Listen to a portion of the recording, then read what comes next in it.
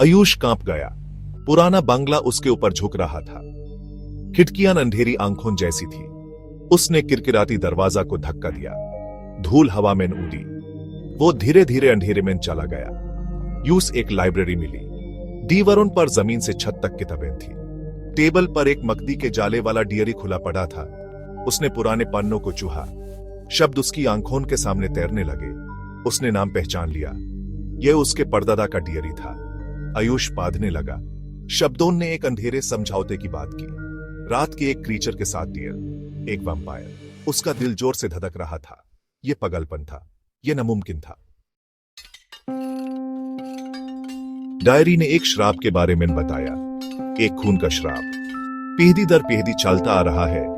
आयुष का परिवार चुना गया था वैम्पायर द्वारा, उसकी सेवा करने के लिए, हमेशा के लिए। उसने रिचुअल्स के बारे में पढ़ा। बलिदान, शक्ति की कीमत। हर पन्ना पिछले से ज्यादा भयंकर। उसके परिवार का इतिहास खुल रहा था। एक अंधेरा और तेधा विरासत। आयुष की रीढ़ की हड्डी में एक ठंडक सी दौड़ गई। यह सिर्फ कहानियां नहीं थी, यह सच था।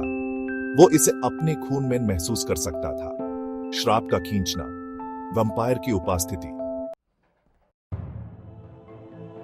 डायरी ने सच जाहिर किया।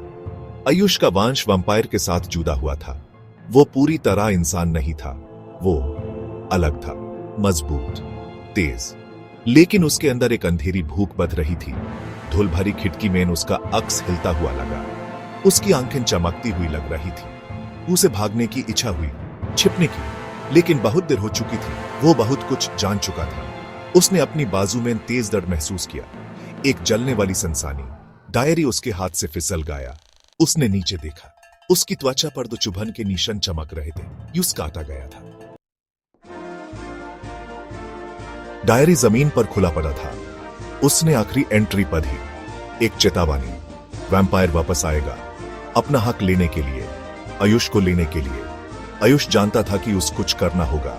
यूस श्राप तोड़ना होगा। यूस खुद को बचाना होगा और अपने परिवार को। वो अब एक आम लड़का नहीं रहा। वो रात का वंशज था और वो लड़ेगा अपनी इंसानियत के लिए, अपने परिवार के भविष्य के लिए। डायरी में चाबी थी। यूस सिर्फ इसे समझना था, जब तक बहुत देर न हो जाए।